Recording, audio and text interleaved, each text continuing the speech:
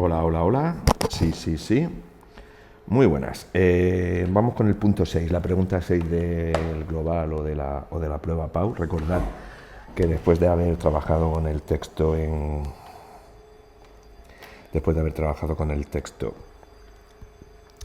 respondiendo las tres primeras preguntas de la prueba, hay que continuar en la pregunta 6, ¿vale? Los mecanismos de cohesión textual. Esto antiguamente se integraba, lo que tenéis en la guía, se integraba en la parte de redactar el comentario de adecuación, coherencia y cohesión, y este año se ha optado por hacer dos baterías de preguntas para elegir una completa, es decir, 6A en columna o 6B en columna, y responder dos preguntas de mecanismos de cohesión. La primera siempre va a ser de mecanismos de cohesión léxico-semántica, es decir, según el significado, y la segunda pregunta, la que vale 0,35, va a ser de mecanismos de cohesión desde el punto de vista gramatical, ¿vale? ¿En qué se basan sobre todo estos mecanismos? Pues se basan, como tenéis aquí, en una serie de recurrencias, es decir, en la repetición, ¿vale? En la repetición, porque así se generan en el texto una serie de isotopías discursivas. Por ejemplo, aunque esta en principio no vaya a caer, la más típica es la repetición de forma literal en un texto de la misma palabra. Y eso contribuye a darle coherencia al texto. Recordad, la coherencia es una propiedad textual que un texto tiene o no tiene, pero hay una serie de mecanismos, que son estos mecanismos de cohesión textual, que cuando se ponen en práctica en un texto contribuyen a dotar al texto de coherencia. Por ejemplo, vaya hombre, a ver si... Imaginaos un muro, ¿vale? Si yo tengo un muro y tengo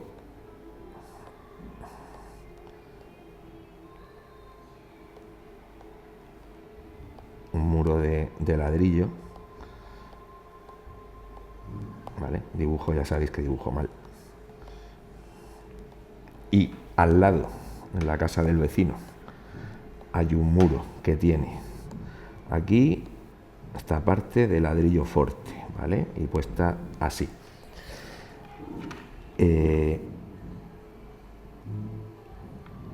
Azulejo de este que semeja lascas de piedra.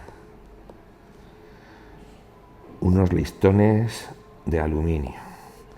Y esta parte tengo gravilla de esta que va luego cogida con una malla metálica, ¿vale? ¿Cuál de los dos muros es más coherente, tiene más coherencia? Este, obviamente, porque está usando el mismo tipo de ladrillo, colocándolo a intervalos regulares. Vale, pues en este caso, este muro es más coherente porque los mecanismos de cohesión que se han empleado son mejores que en el otro. ¿Qué mecanismos de cohesión se han empleado aquí? Las herramientas, el coger un cemento determinado, un ladrillo que sean todos de la misma forma, mismo tipo y mismo color, etcétera, ¿vale? A eso es a lo que contribuye. Entonces, el repetir una palabra a lo largo del texto, si estamos con un texto, el artículo es un artículo de opinión sobre feminismo, algo del Ministerio de Igualdad.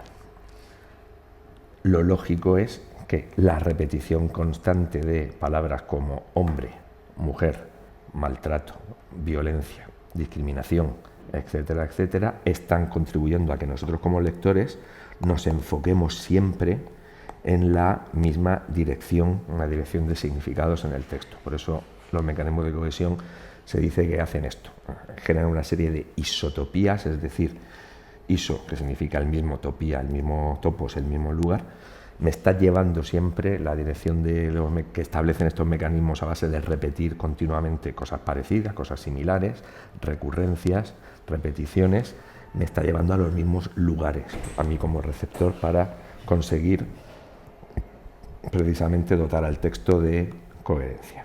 Entonces, la repetición de forma literal, una misma palabra o expresión continuamente, me insiste a mí como lector, como receptor de este texto, en una dirección concreta por la que quiere ir el texto. La sustitución también es una forma de repetición, porque, por ejemplo, la sinonimia no repito el significante, es decir, la forma, digamos, física de la palabra, su combinación de sonidos, pero sí estoy repitiendo el mismo significado. La antonimia, aunque parezca paradójico, también está repitiendo el mismo significado, solo que en vez del mismo significado, establecer una relación de igualdad, ya sabéis que la antonimia me genera un eje de significados, un eje semántico, y me voy a los dos extremos. Y aunque sean significados contrarios, están en el mismo eje de significado. Con lo cual también contribuye a repetir un mismo sentido. Y la hiperonimia, que la habréis visto algún otro año, pero vamos a repasarla, aunque insisto, aquí viene razonablemente bien explicado en la guía, ¿vale? Sinonimia: aparición de palabras con diferente significante, es decir, la forma de la palabra pero el mismo significado. Ya sabéis que puede ser total, ¿vale?, independientemente del contexto. Hijo y vástago funcionan generalmente en cualquier tipo de contexto comunicativo, bien sea para hablar de familias o bien sea en el campo de la agricultura, los árboles, etcétera, funcionan con el mismo sentido. Pero lo normal es que tengamos sinonimia contextual, es decir, en este contexto que genera el texto que tenemos que comentar, el artículo que tenemos delante, si estamos hablando de un texto sobre todos, espada y torero van a funcionar en ese texto como sinónimos, ¿vale? Pero en otros no. En otros, que esté hablando de otro tema, pues espada significará necesariamente el instrumento de guerra cortante, etcétera, etcétera, y torero tendrá su significado. Balón y pelota en contextos deportivos, la crónica deportiva, igual que se le puede añadir con figuras como la metonimia, el esférico, el cuero, ¿vale?, van a funcionar como sinónimos si estamos narrando o estamos leyendo algo sobre un partido de fútbol. Pero Pepe es un pelota no equivale a decir Pepe es un balón, ¿vale? Entonces, cuando encontremos o busquemos, nos pida el texto, mejor dicho, el enunciado de la prueba, que encontremos sinónimos o encontremos antónimos, tendremos que fijarnos en el contexto comunicativo que genera ese texto, ¿vale? Los sinónimos pueden variar, pero son intercambiables solo en ciertos contextos. Por ejemplo, feliz y contento equivalen a lo mismo. Rápido y veloz equivalen a lo mismo. Casa, hogar equivale a lo mismo. Y tenemos los referenciales, palabras, que palabras o grupos de palabras que en ese texto son sinónimas, porque remiten al mismo referente, es decir, se refieren a la misma cosa, a la misma persona de la realidad extralingüística. El delantero fue presentado por su equipo, pues en este enunciado, este nuevo fichaje refuerza la zaga. Yo sé que el nuevo fichaje va a ser un sinónimo referencial de delantero, porque se está refiriendo a ese ser que pertenece a la realidad extralingüística. Comparten el antecedente, comparten el referente, ¿vale? Antonimia, oposición de significados. Hay varios tipos de antonimia. Esto para que lo sepáis o lo repaséis, porque igual lo habéis visto también en otro curso. No tenemos que especificar el tipo de antonimia que se genera cuando nos pida la pregunta que busquemos antónimos en el artículo. Pero sabéis que tenemos complementarios porque uno excluye al otro, o sea, hombre y mujer, o se es hombre o se es mujer, macho, hembra, o se es macho o se es hembra, presente y ausente, o soltero o casado, ¿vale? Y luego tenemos los que más nos suenan a la hora de trabajar a lo largo de nuestra vida académica, los graduales. Tengo términos opuestos, pero ahí entre medio sí que puedo graduar esa intensidad de significado. Entre alto y bajo tengo, por ejemplo, mediano. Entre caliente y frío tengo templado o tengo tibio. Y por último, antónimos recíprocos que se implican mutuamente. La acción de comprar o el significado de comprar implica que existe su contrario, que es vender. La acción de dar implica recibir como contrario. Alguien es padre y en el momento que yo digo mi padre, eso implica que hay un hijo, porque si no, no podría utilizar ese término. Ahora, ¿qué ocurre con la hiperonimia? Recordad que hiper, el prefijo hiper, significa por encima de. La hiperonimia sucede una relación semántica que nos permite clasificar palabras, ¿vale? Porque pertenecen a una clase global. Cuando hay hiperonimia y su complementario o recíproco, que es la hipo hacia abajo, hiponimia, tenemos un término que incluye en su significado a otros que están en una clase por debajo de la del hiperónimo, y esas palabras, esos términos que están por debajo del hiperónimo son hipónimos de ese hiperónimo. ¿Qué relación se establece entre todas esas palabras que son hipónimos de un hiperónimo? Pues como son hipónimos a la vez, son cohipónimos entre sí. Ojo, lo vais a ir trabajando a lo largo del curso, porque en los textos que os he puesto para practicar he puesto preguntas variadas, a la forma en que nos pueden preguntar la hiperonimia en la PAU. ¿Por qué? Porque unas veces nos dan un hiperónimo que no aparece en el texto que estamos comentando para que encontremos en el texto hipónimos de esa palabra. Pero otras veces, cuando nos pregunten el campo semántico, nos dirán que localicemos un campo semántico formado por un hiperónimo que tiene que estar escrito en el texto y los hipónimos que también están en el texto. Por ejemplo, si yo digo mis flores, hiperónimo, favoritas son el crisantemo, la rosa y la azalea, el significado de todas estas palabras es clase o, por eso decía, la hiperonimia establece una clasificación, clase o tipo de flor. Con lo cual, si yo tengo flor, como hiperónimo, debajo tengo crisantemo, rosa, azalea, más clavel, margarita, etcétera, etcétera. Aquí sí que aparecen en el enunciado a la vez el hiperónimo, está escrito, y sus hipónimos. Pero ¿qué ocurre si decimos me asaltan, o el artículo dice me asaltan cada vez que veo tal y cual en qué se ha quedado la situación política española, me asaltan la tristeza, la ira y la incredulidad? Aquí tenemos tres términos, tristeza, ira e incredulidad, que son cohipónimos entre sí porque están por debajo en una clasificación, por el significado, una clasificación semántica, de un hiperónimo que no está en este enunciado, no aparece en este texto, pero que sabemos que podemos ponerle esa etiqueta, sentimientos, con lo cual yo tengo como hiperónimo sentimientos y debajo tengo estas palabras, tristeza, ira, incredulidad. ¿Podría añadir más que no están en este texto? Claro, puedo añadir alegría, felicidad, dolor, etcétera, etcétera. Ahora, ¿qué ocurre con el campo semántico? El campo semántico es parecido, muy parecido o coincidente en algunos aspectos con la hiperonimia, pero tenemos que tener en cuenta que en el campo semántico hay un sema o rasgo semántico que es común a todas las palabras que pertenecen a él y se refieren a una misma parcela conceptual, a una misma parcela de significados. Están relacionadas y además suelen pertenecer a la misma categoría gramatical. Un campo semántico puro se basa en una relación entre hiperonimia e hiponimia.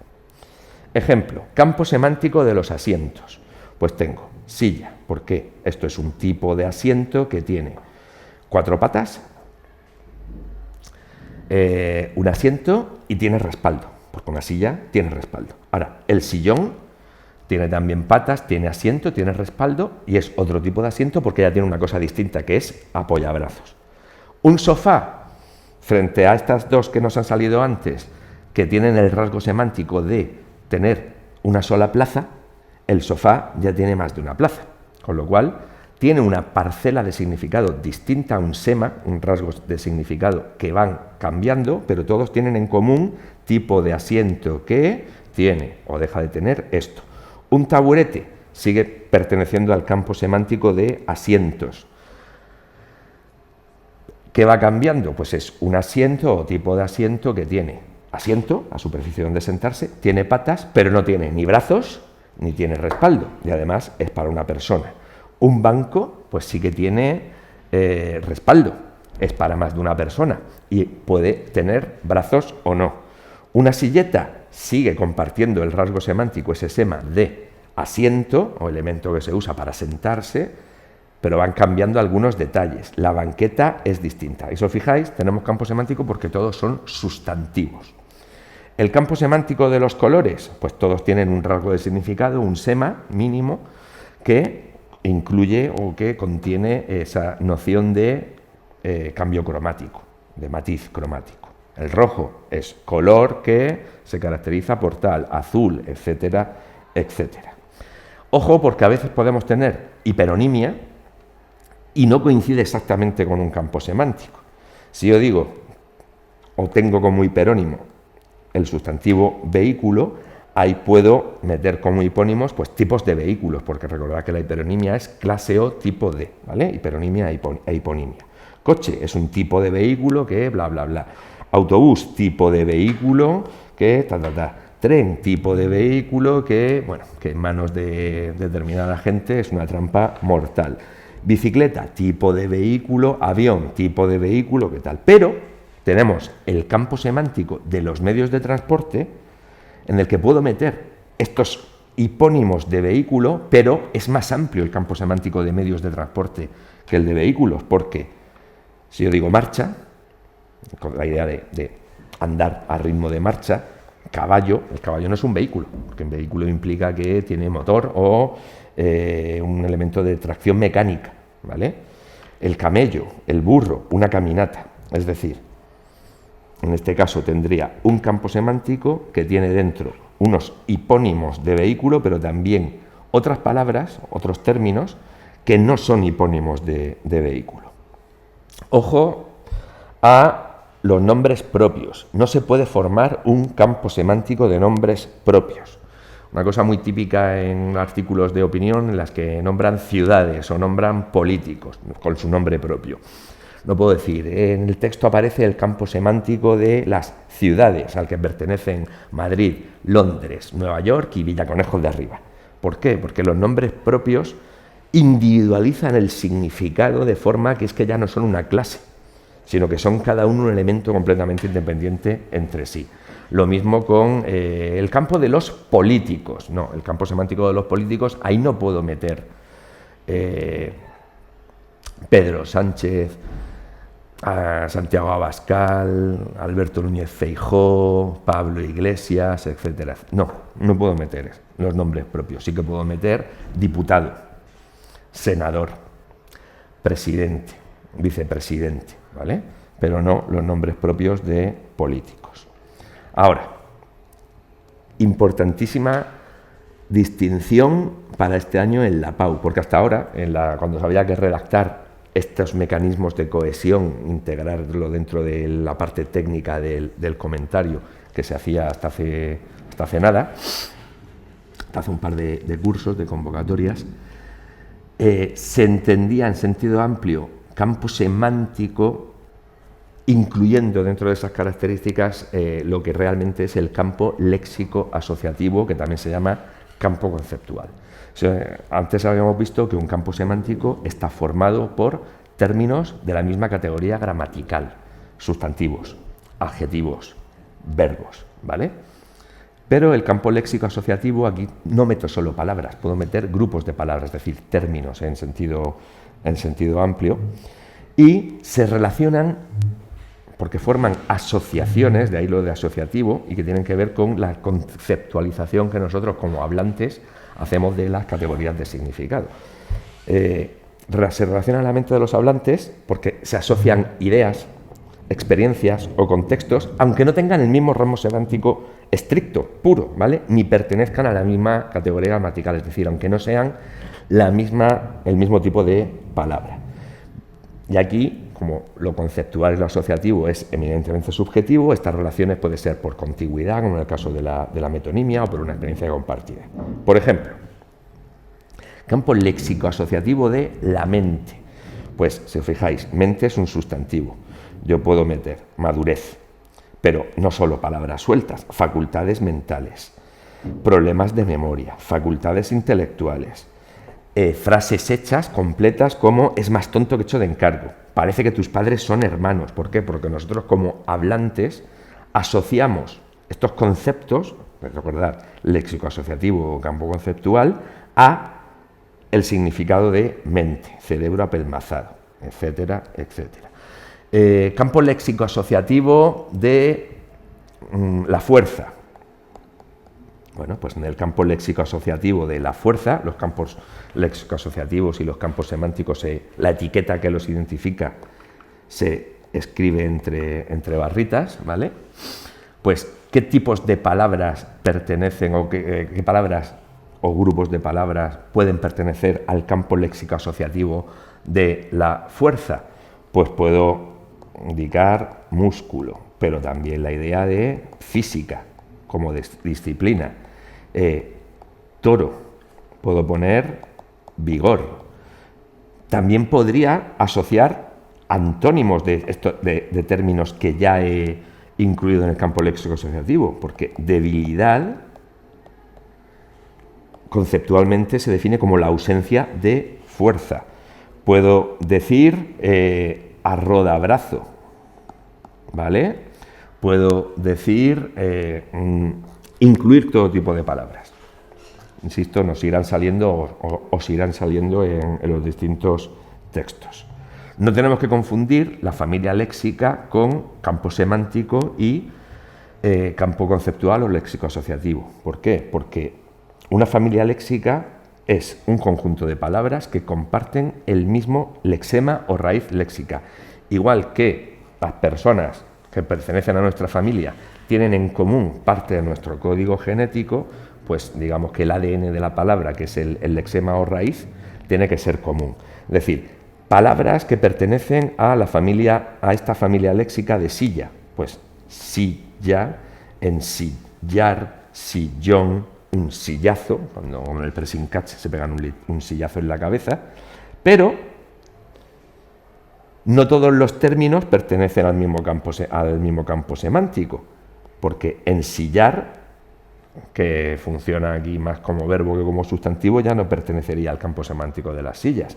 En el campo semántico de los asientos que veíamos antes, tenemos palabras como silla, sillón, sillín, silleta, que sí que a su vez forman entre sí una familia léxica, pero también en el campo semántico de los asientos tengo otros sustantivos que no comparten lexema con silla, sillón, sillín y silleta, como banco, taburete, ¿vale? Sofá, etcétera, etcétera. Esta es la diferencia entre familia léxica y campo semántico.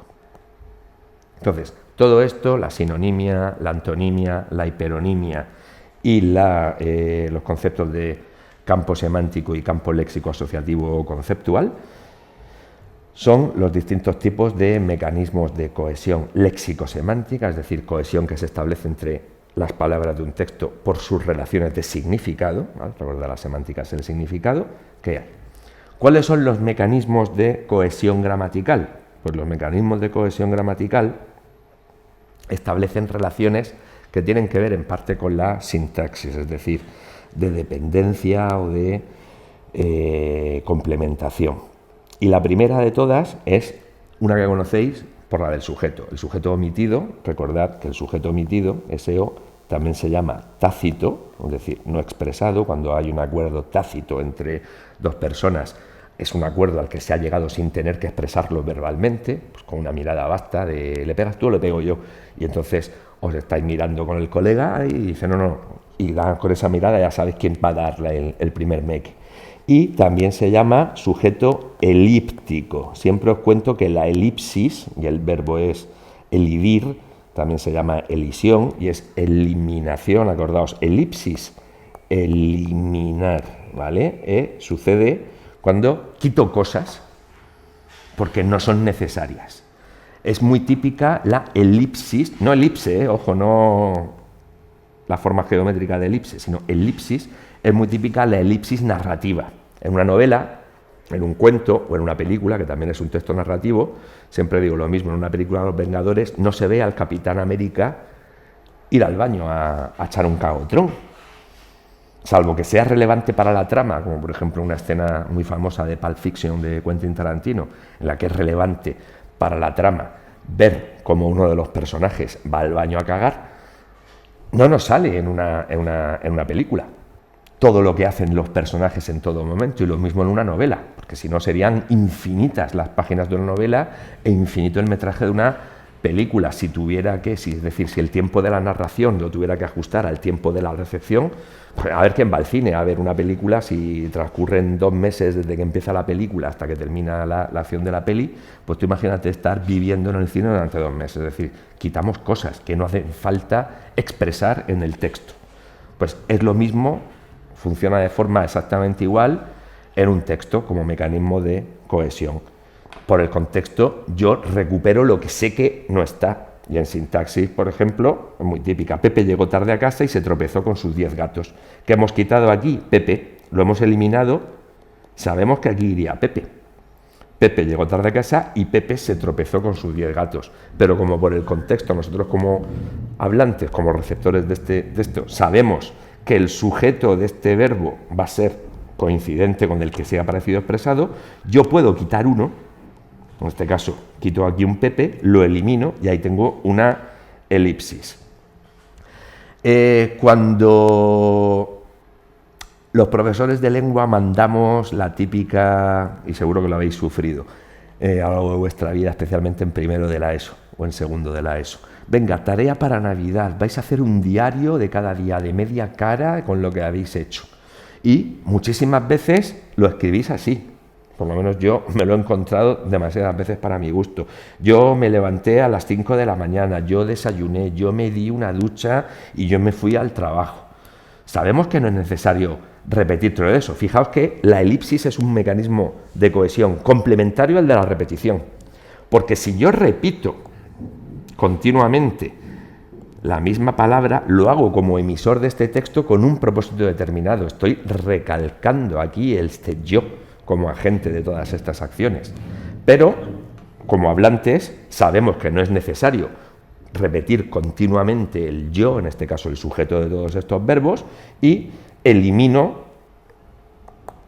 me levanté a las 5 de la mañana, desayuné, me di una ducha, me fui al trabajo, ¿vale? ¿Qué otras cosas podemos eliminar en una oración o en un texto? A Pepe le han puesto un 5 y a Teófila un 9. ¿Qué se sobreentiende aquí? Yo sé que aquí se sobreentiende le han puesto.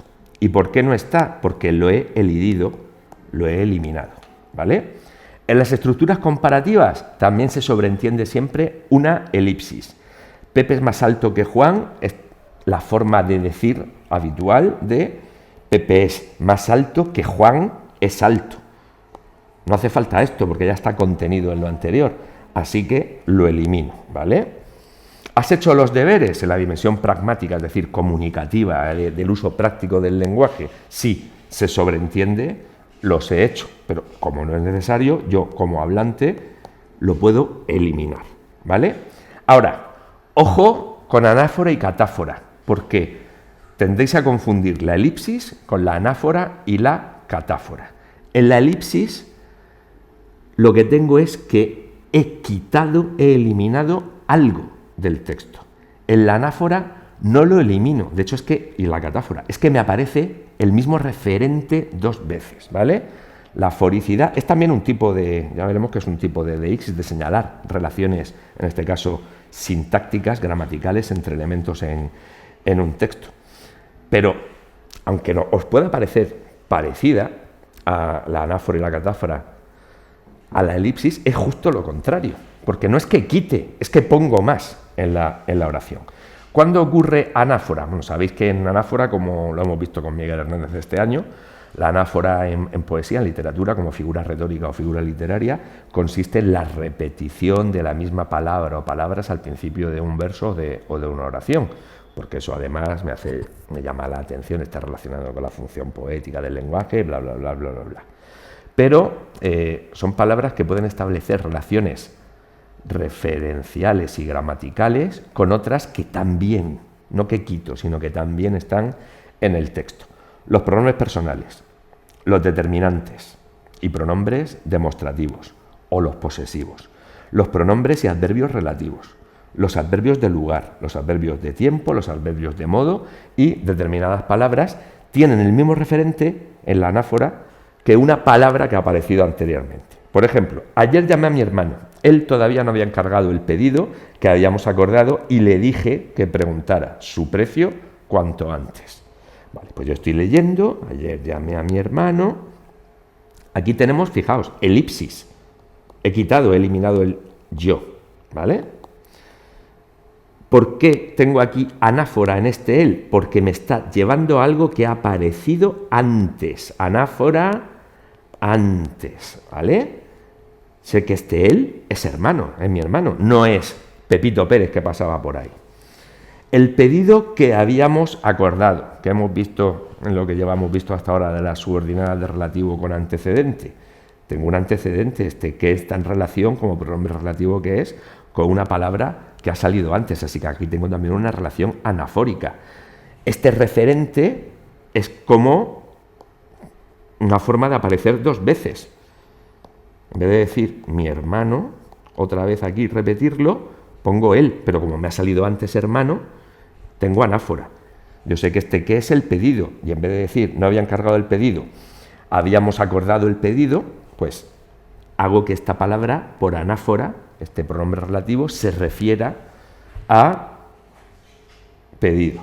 Le dije, le, ¿a qué me lleva? Yo sé que es a mi hermano, ¿verdad? Entonces, por anáfora, como ha salido antes hermano, aquí tengo anáfora también en este pronombre personal. Su precio, ¿verdad que el precio de qué es? El precio es del pedido. Su me está llevando a pedido, que ha aparecido antes. Tengo anáfora. Y fijaos, es que aparece el mismo referente dos veces. Hermano sale aquí y sale aquí. Pedido sale aquí y sale aquí. Le, que es mi hermano, pues tengo que mi hermano sale aquí y sale aquí. Pedido vuelve a salir aquí y aquí, dos veces, ¿vale? Más ejemplos de anáfora. Vi a Laura ayer. Ella estaba muy contenta. Ella retoma, es decir, hace que vuelva a aparecer Laura. Tengo anáfora aquí. Ella es anáfora de Laura. Compré unos zapatos nuevos y los estrené hoy. Los me lleva a los zapatos nuevos.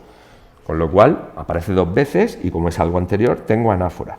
Entregaron el trabajo cuando lo terminaron. El lo se refiere al trabajo. Vuelve a aparecer el trabajo, tengo anáfora, porque me ha salido antes. Recordad, la anáfora es cuando hay un elemento gramatical, un pronombre, un demostrativo, un posesivo, un relativo, etcétera, etcétera, que me lleva a un referente que ya me ha salido antes, pero estaba escrito antes. No es como la elipsis, ¿vale? El examen fue largo y difícil. Ese fue el principal problema. Este demostrativo, este pronombre demostrativo, me está llevando a algo que ha salido antes, que es el hecho de que fuera largo y difícil. Llegaron tarde y sin avisar. Aquella actitud, bueno, pues el aquella me está llevando a lo anterior, el hecho de que llegaran tarde y sin avisar. El viaje se canceló a última hora. Eso o ello enfadó a todos los alumnos, pues el eso me lleva a el hecho de que el viaje se cancelara. Llegamos al instituto a las 7:30. Allí esperaron en silencio. Pues allí, ¿a qué me lleva? Algo que ha salido antes, que es al instituto. Terminó el examen y entonces me está llevando al hecho de haber terminado el examen, ¿vale? Etcétera, etcétera. La catáfora es lo contrario a la anáfora. Aquí lo que tenemos es que está también una relación de compartir un referente entre dos términos distintos del texto, solo que la catáfora es algo que me lleva a una palabra que aparece escrita después. Les conté a mis alumnos un chiste que le conté ayer a mi amigo Gumersindo. Pues les, ¿a dónde me lleva? Me lleva hacia adelante, no atrás, como la anáfora, sino hacia adelante. Me lleva a mis alumnos, con lo cual les es catáfora de alumnos. ¿a dónde me lleva? A mi amigo Gumersindo. Le es catáfora de mi amigo Gumersindo. ¿Qué puedo tener para formar catáfora? Pues puedo tener pronombres personales átonos, que anticipan, es decir, que están antes de un complemento directo o un complemento indirecto. Le dije la verdad a Marta. Le me lleva a Marta, que está después. Le es catáfora de Marta. Lo llamó por teléfono al médico. El lo me lleva a algo que está después, es lo, catáfora de al médico. Les devolvieron los exámenes a los alumnos, pues les, que está antes, me lleva a algo que está después, catáfora de alumnos. Demostrativos anticipando toda una preposición. Esto es lo que pasó. Y luego el esto me aparece después, cancelaron el viaje. O lo siguiente ocurrió ayer, que esto en realidad no es un demostrativo neutro, pero el hecho de que nadie apareciera en clase me lo está anunciando lo siguiente. Sustantivos. Aquel comportamiento me sorprendió. Juan no dijo nada. Este comportamiento o aquel comportamiento me está anticipando, porque va a salir después, cuál es el comportamiento que no dijo nada. ¿Vale? Entonces, en la anáfora, recordad, el elemento anafórico me lleva a algo que ha salido antes. En la catáfora es al contrario, me lleva a algo que aparece después en el texto. Deixis, pues aquí tenemos que tener en cuenta la deixis personal, que tiene una vertiente social, la deixis temporal y la deixis espacial. ¿En qué consiste la deixis? Deixis es señalar, básicamente. La deixis más básica es la que hacemos cuando somos bebés y no sabemos hablar todavía y señalamos con el dedo lo que queremos que nos den nuestros padres o nuestro primo que está haciendo de canguro. Del mismo modo que cuando estamos en un país cuyo idioma desconocemos y voy a un supermercado o estoy en un restaurante, no sé lo que estoy pidiendo porque no entiendo ni palabra de lo que pone en la carta, pero señalo con el dedo. O en un mostrador, que lo hacemos también aquí en España. Vais a un mostrador de una confitería y a lo mejor no sabéis los nombres concretos y específicos de todos los dulces que hay, pero señalamos con el dedo, mira, pum, y señalo. Y yo, tal, y voy señalando con el dedo. Esa es la deixis más básica, ¿vale? Y es una deixis que tiene que ver con el gesto que estamos haciendo de señalar con el dedo. De hecho, por eso el índice, index, ese etimológicamente de ixis e index, tienen cierta relación, ¿vale? Y eso se llama técnicamente deixis ostensiva, es la que se hace con gestos, pero nos interesa la que se marca en el texto, porque no va a salir el dedo del autor del artículo a señalarnos las cosas. Ahora, tengo deixis personal y social que se manifiesta en el texto porque aparecen pronombres personales, aparecen determinantes y pronombres posesivos. Recordad que los posesivos tienen persona gramatical, ¿vale? Mi perro es muy guapo. Mi, determinante posesivo de primera persona del singular, ¿vale? Y morfemas verbales personales en las formas conjugadas que se refieren a una persona gramatical, primera, segunda y tercera. Nos interesa específicamente la deixis que se establece personal entre el emisor y el receptor del texto, es decir, la de primera, deixis personal de primera persona y de segunda persona. Y ahora veremos que esta situación de partida, esta relación entre el yo que escribe el artículo y el tú al que va dirigido, se puede modificar desde un punto de vista social. Entonces, ¿cuándo tengo deixis personal de primera persona? Del singular. Cuando tengo en el texto me aparecen pronombres, me aparecen posesivos, me aparecen formas verbales que son de primera persona del singular, porque ¿qué señalan? Señalan la presencia del autor, del emisor, es decir, su punto de vista.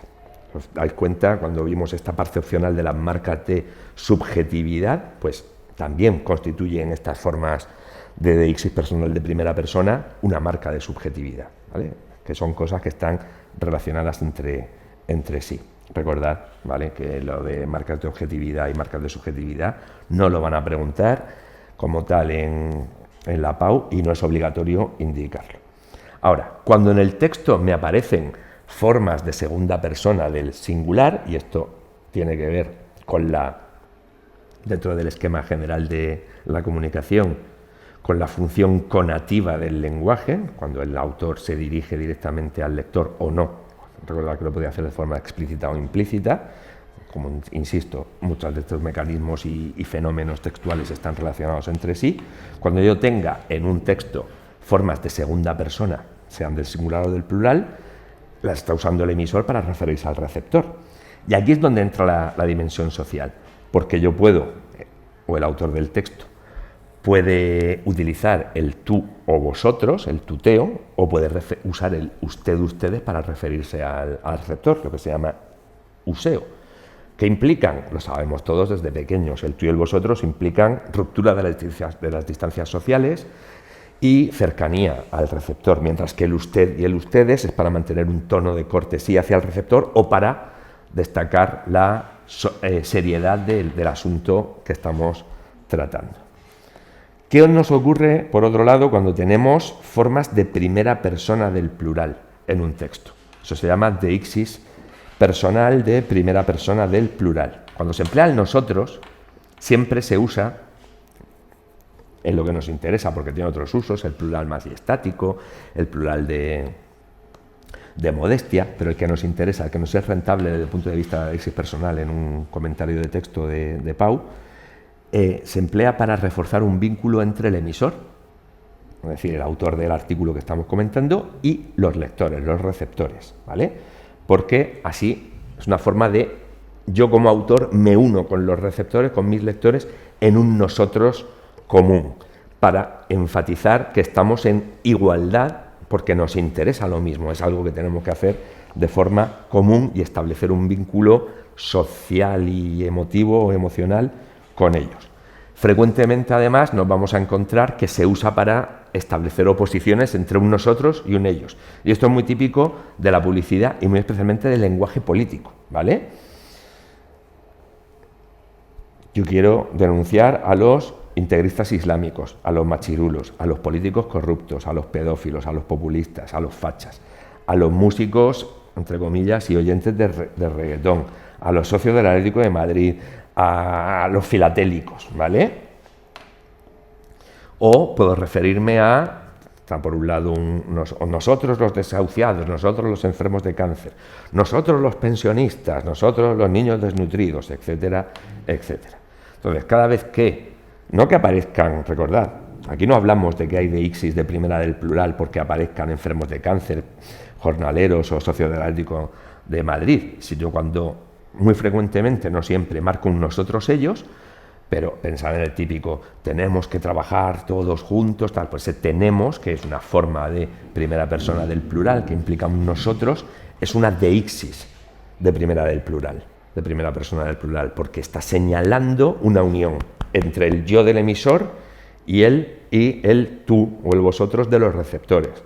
Tú y yo somos, ¿qué somos? Nosotros, ¿vale? ¿Qué ocurre cuando hay deixis espacial?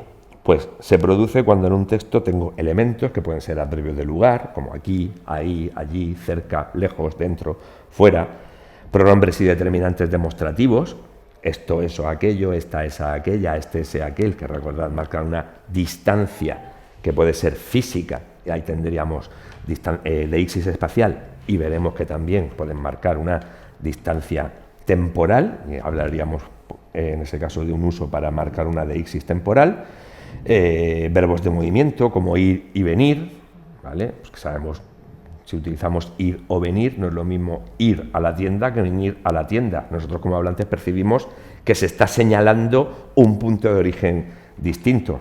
Recordad, la deixis señala para indicar pues dónde se encuentran las personas, los objetos, en el espacio físico o en relación al acto comunicativo, porque el texto que nos estamos leyendo y que tenemos que comentar en la PAU es un acto de comunicación. Entonces, yo puedo referirme al hablante como el aquí o a este libro, referirme al oyente como ahí o ese bolígrafo, referirme a un lugar distante, allí o en aquel lugar, y eso está lejos de tanto del emisor como del receptor, verbos de movimiento, si yo digo venir, viene hacia el hablante, si digo ir, se aleja del hablante, que son deícticos espaciales, direcciones, especificar direcciones como arriba, hacia arriba, a la derecha, a la izquierda, y a veces en un artículo de opinión se pueden usar para establecer también contrastes o comparaciones entre distintas dimensiones espaciales. En estos países o en esos países, bla, bla, bla, mientras que en los nuestros o aquí, en cambio, patati. ¿Qué ocurre con la deixis temporal? Que también se está señalando diferencias en el tiempo y podemos tener adverbios de tiempo, como siempre, nunca, ahora, entonces, después, locuciones adverbiales, a medianoche, al amanecer, de repente, demostrativos, recordad que no solo marcan espacio los demostrativos, esta mesa, esa mesa sí que marca un espacio, pero este verano, que es el verano pasado, o va a ser el inmediatamente posterior, frente a, ¡buah, aquel verano, qué bien lo pasamos aquel verano! ¡Buah! Planes destroyer todos los días prácticamente, tengo lagunas, no recuerdo nada de aquel verano. algunos adjetivos como pasado para referirnos al curso pasado o próximo para referirnos al año próximo, el año que viene, expresiones temporales, cuando las ranas críen pelo, ¿vale? Cuando las vacas vuelen, o sustantivos como actualidad, modernidad, ¿vale? Y también se utiliza la deixis o se puede utilizar la deixis temporal para marcar contrastes entre dos épocas distintas. En el pasado reciente de España, bla, bla, bla, aquellos tiempos, hoy en día, la sociedad actual, estos tiempos que vivimos, cada una de estas expresiones me está señalando a mí como receptor, como lector de este texto, distintas dimensiones temporales. Y ese acto de señalamiento es lo que constituye una deixis temporal. Por último, como procedimiento también o mecanismo de cohesión textual desde el punto de vista gramatical, tenemos los conectores textuales o conectores textuales y marcadores discursivos. Hay 5 o 6 o más, 5 o 6 que haya visto yo a lo largo de mi vida, clasificaciones distintas de marcadores y conectores textuales. Os pongo esta, os pongo esta. Otros años en la PAU no había que decir el tipo de marcador. Este año sí, ¿vale? O sea, esto, mala suerte, hay que saberse. Tenemos conectores textuales que hacen conectar, como el cemento que une los ladrillos en un muro como mecanismo de cohesión para darle coherencia. Unen los enunciados de un texto, los relacionan y le dan estructura, lo conectan. Y hay varios tipos, de adición o suma. Y estoy sumando una idea que va en la misma dirección. Además, en efecto, que es una forma de añadir un nuevo detalle. Tengo conectores de contraste. El pero, el humilde pero que tan útil nos es, me está marcando un contraste. En cambio, sin embargo, a no ser que tengo conectores que lo que establecen es una relación de causa entre elementos de un enunciado. Porque, por ello, por eso, en virtud de eso, es decir, a causa de, conectores que lo que marcan es una relación de consecuencia. Por tanto, así pues, por lo tanto, por eso, de ahí que, el por ende, este famoso que se ha puesto de moda últimamente y que odio, no uséis por ende, por favor, de finalidad, pues un para qué, con el fin de qué, a fin de qué, de modo qué, de condición, que lo que marcan es que hay una condición. Si os fijáis, esto tiene que ver, porque es un mecanismo de cohesión gramatical, tiene mucho que ver también con la sintaxis, establece relaciones gramaticales, un sí condicional, siempre que, no siempre que temporal, de siempre que llegas a casa me pillas en la cocina embadurnada de harina con las manos en la masa. Preguntadles a vuestros padres por ese programa de cocina de Elena Santonja, con las manos en la masa. A menos que, hombre, no, sí, podremos irnos de vacaciones siempre que nos pongamos de acuerdo en el trayecto, ¿vale? O a menos que equivale a un sí, no, ¿vale? A menos que aprobemos todas las asignaturas, si no aprobamos todas las asignaturas. Tenemos, por otro lado, conectores de orden para organizar el orden de la información que hay en el texto. También hay varios tipos. Iniciadores. Para empezar, de entrada, lo primero de todo, tenemos también ordenadores u organizadores. En primer lugar, que también podría considerarlo como un iniciador. En segundo lugar, en tercer lugar, por un lado, por otro, por último, digresivos. Digresivo, ojo con no agresivo ni digestivo. Digresivo viene de digresión. ¿Y qué es la digresión? Es un cambio de tema en un acto de comunicación. Es lo que hago yo en clase, cuando estoy explicando una cosa y de repente me voy por los cerros de Úbeda. Eso es una digresión. Por cierto, esto me recuerda a tal. A propósito, os voy a contar lo que le pasó a un amigo mío cuando, etcétera, etcétera, ¿vale? O continuativos, porque continúan lo que acabo de exponer antes en el texto. Bla, bla, bla, bla, bla, bla, bla, bla. Pues bien, a consecuencia de todo eso resulta que tal, o en ese sentido, entonces, ¿vale? Entonces, si os fijáis, tenemos estos conectores textuales, tenemos estos conectores que dan orden, Y tenemos lo que se llama conectores o también marcadores discursivos, que informan de la actitud del emisor ante lo que está diciendo, es decir, expresan su punto de vista, en mi opinión, a mi juicio. Afortunadamente, el ejemplo que os pongo siempre en clase, se quemó el instituto, el otro día se quemó el instituto y, afortunadamente, no hubo víctimas. No estoy expresando ahí una dimensión circunstancial del verbo, no es un complemento circunstancial, es un elemento extrarracional y es un marcador discursivo porque lo que marca, lo que señala, es el punto de vista del hablante ante lo que está diciendo. Yo digo que me parece bien y me parece maravilloso que no haya habido víctimas. Lo mismo yo quería que hubiera víctimas. Y digo, por desgracia o desgraciadamente, pero no afecta al verbo, es decir, muestra el punto de vista, la actitud del emisor ante lo que está diciendo. También puedo expresar certezas. Por supuesto, efectivamente, es evidente que procesos de tematización, es decir, de cambios de tema en el texto, a propósito de, en lo que se refiere a, en cuanto a, respecto a la cohesión textual o respecto a las funciones del lenguaje, en el texto aparece tal. Ahí estoy conectando y expresando también marcando una actitud del emisor. Las ejemplificaciones, el por ejemplo o en concreto, también funcionan como conector o marcador discursivo. Las reformulaciones, para volver a decir lo que he dicho antes de otra forma, reformularlo, volver a formularlo, es decir, mejor dicho, que el que diga, ¡achá! Has traído y me equivoco en la palabra, digo que diga tal, para volver a decir algo, eso es un reformulador, o en otras palabras, ¿vale? Como siempre en la guía, tenéis cómo tenemos que redactar esta parte, pero claro, problema, hay una batería de preguntas para los mecanismos de cohesión léxico-semántica y los mecanismos de cohesión gramatical, y cada una de ellas se redacta de una forma distinta. Pues aquí tenéis en la guía, primorosamente, que es lo que, recordad que os dije lo que me ha costado para que quede bien claro cómo tengo que decirlo. Una palabra, 3 palabras relacionadas con un hiperónimo, y este hiperónimo nos lo dan, ¿vale? Nos lo dan. No tiene por qué estar en el texto. Relacionadas con el hiperónimo, ¿vale? O está en el texto y además viene en el enunciado. A tal ejemplo, y siempre recordad entre paréntesis la línea, el número de línea, etc.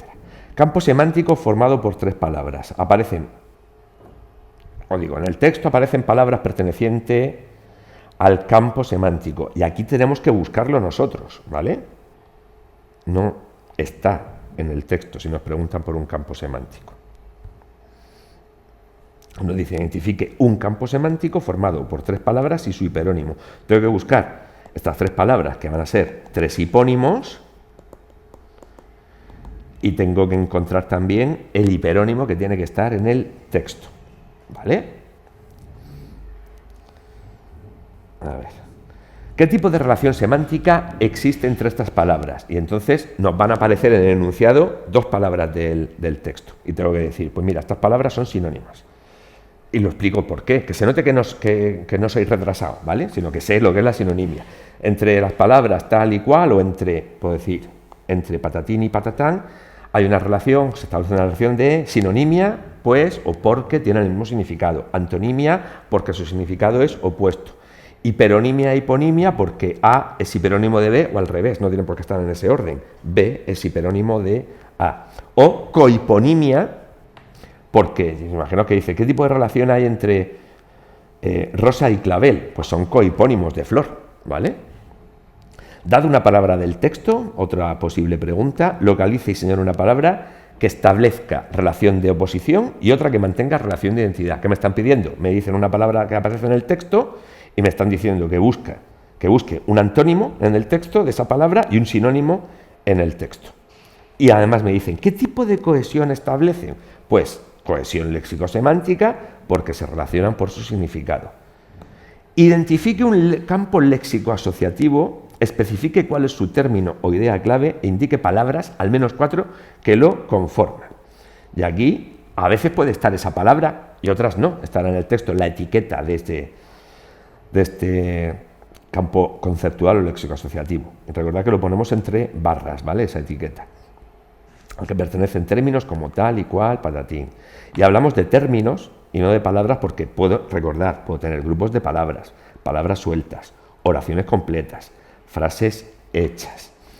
Identifique dos casos de elipsis en el texto e indique qué tipo de cohesión establecen. Pues en el texto hay casos de elipsis como en tal, línea, donde se elide o se elimina, ¿vale? Se elide tal, y z, donde se elide tal, es decir, copiamos toda la parte en la que esté la elipsis e indicamos qué es lo que se ha elidido, que se ha quitado. ¿Y qué tipo de cohesión establecen? ¿Aportan una cohesión o establecen una cohesión de tipo gramatical? Por ejemplo, en el texto hay casos de elipsis como la vida da alegrías y también tristezas, donde se ha elidido da, ¿vale? Localice dos deixis, personal, espacial o temporal, en el texto e indique qué tipo de cohesión llevan a cabo. Lo ideal sería poner dos deixis distintas, una personal y una espacial, o una personal y una temporal, o una espacial y una temporal. Ojo con esto porque no tiene por qué haber de todo en todos los textos. Nada nos impide poner dos casos de deixis personal, o dos de deixis espacial, o dos de deixis temporal. Y aquí tenéis, según, si la deixis de primera persona del singular, personal, hay deixis de primera persona del singular en tal, para mostrar el punto de vista del emisor del texto. De primera del plural, para reforzar el vínculo entre el emisor y los receptores. Si la deixis de segunda del singular al plural, y ahí tengo que marcar si tengo cortesía con el usted, ustedes, o tengo cercanía con el tú o el vosotros. Si hay deixis espacial en el texto, hay deixis espacial en tal, para mostrar la dimensión locativa. Todo lo aprendéis, es fórmula, ¿vale? Para mostrar la dimensión locativa del acto comunicativo entre emisor y receptor. Si es temporal, pues lo mismo. Y en todos los casos, como nos pide el enunciado, qué tipo de cohesión dan, decimos que aporta cohesión gramatical al texto. Identifique una anáfora y o catáfora. Pues, ¿eso qué quiere decir? Que unas veces nos preguntarán que encontremos una anáfora y una catáfora, es decir, una de cada, y otras una anáfora o una catáfora. Solo hay que poner un caso, un ejemplo. Pues aquí tenéis también cómo hay que redactarlo y, como me dice siempre, el qué tipo de cohesión establecen. Como yo sé que la anáfora y la catáfora son de tipo gramatical, pues establecen una cohesión de tipo gramatical. Dos o tres conectores, puede ser, nos pueden preguntar, ¿qué relación? Pues aparecen conectores tal que, y digo el tipo. Los tipos hay que sabérselos, ¿vale? Y esta es la pregunta 6, ¿ok? ¡Hala! A trabajar.